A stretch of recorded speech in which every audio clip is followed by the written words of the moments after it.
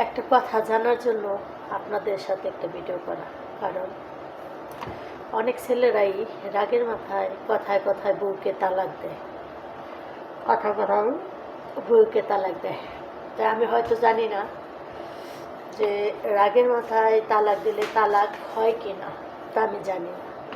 যদি আপনারা কেউ জানেন তাহলে আপনারা কমেন্টে লিখবেন।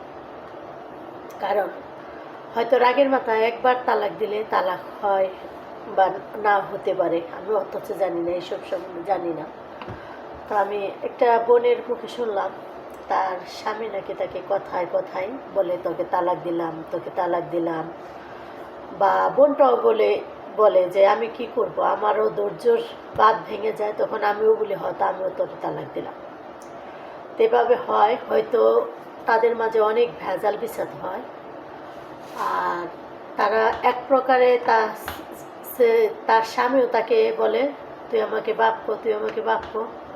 পরে ওইও বলে হ্যাঁ তুই আমার বাপ। আর ছেলেটাও সবসময় বলে তুই আমার মা, তুই তুই আমার মা লাগোস, আমার মা লাগোস। এইটি কি তালাকের মাধ্যমে এই কথাগুলি কি হয়? না, হয় না। কারণ এগুলো আমি দেখিনি, কখনো কোনো সময় দেখিনি। তালাক কারে কয় এটাও আমি দেখি নাই, বা দেখার কোনো সময় চেষ্টাও করি নাই। কিন্তু হয়তো আজকে আমি শুনতেছি একটা আমার এক ইয়ের মাধ্যমে, বান্ধবীর মাধ্যমে শুনলাম যে তার স্বামী তাকে সবসময় তালাক দেয়, তাকে সবসময় মা বলে। আর সেও এখন এইভাবে অনেক দিন চলার পরে এখন কয় আমারও ধৈর্যের বাদ ভেঙে গেছে, আমিও এবার কইছি যে তুই আমারে তালাক দে, তুই আমার মা কইছস, আমিও তোর বাপ কইলাম, বাপ তুই আমার বাপ থাকস। এভাবে হইলে কি তালাক হয় নাকি আমি জানি না। তো আপনারা যদি কেউ জানেন এই সম্বন্ধে তাহলে আমাকে একটা কমেন্টে বলবেন। আর এই ভিডিওটা যে জানে, আপনারা যদি আমার ভিডিওটা যার সামনে পড়বে এই ভিডিওটা একটু বেশি বেশি শেয়ার করবেন। কারণ হয়তো আমার মতো আমি যেমন জানি না, হয়তো অনেকেই জানে, বা অনেকের ভালো বা যে জানা আসতো মানুষের কাছে এই ভিডিওটা পৌঁছাইব আপনাদের মাধ্যমে। আপনারা যারা আছেন আমার ভিডিওগুলো দেখেন, হয়তো আপনাদের মাধ্যমে যদি একটা জানা মানুষের কাছে যায়, হয়তো হে যদি কমেন্টও বলে যে না এটা হয়ে গেছে, তালাক হয়ে গেছে, বা হয়নি, বা এটা ভুল, বা তারা আবার সংসার করতে পারবে, যদি আপনারা বলেন, কমেন্টে বলবেন, তাহলে আমি তার সেই বোনটাকে আমি আমার কমেন্টগুলি দেখাবো। তো জানি না মানুষ কিভাবে এই কথাগুলি বলে।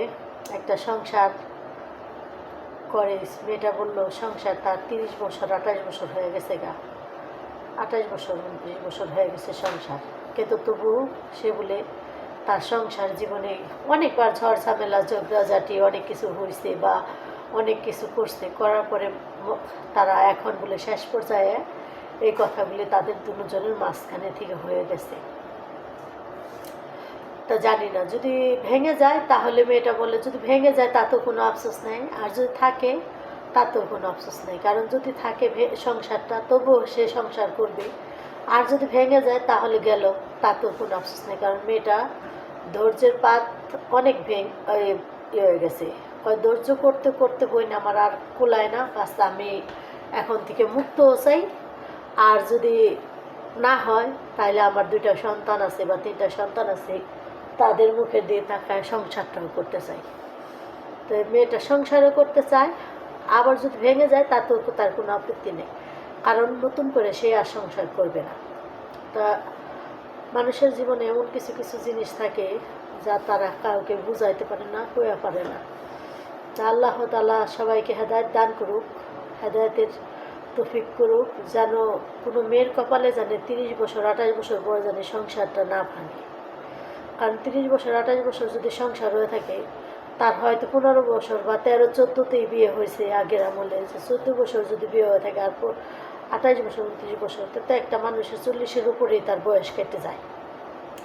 আর একটা মানুষ বাঁচে কয়টা দিন? তো এই কয়েকদিনের লেগে যদি তার সংসারটা ভেঙে যায় তাহলে তার কিছু করার থাকে না। তো একটা মেয়ে চায় সবসময় সংসার করার জন্য, কিন্তু পুরুষ নামের কিছু জানোয়ার আছে, সবাই তার পুরুষ হতে পারে না, সবাই তার পুরুষ নামের জানোয়ার হতে পারে না। কিছু কিছু পুরুষ নামের জানোয়ার আছে, তাদের যদি শরীরের রক্ত বেঁচেও যদি তাদের ফ্যামিলি আর তাদেরকে ভালোবাসে, তো ওই জানোয়ার কোনোদিনও ভালো হয় না। জানুয়ারি থেকে যায়।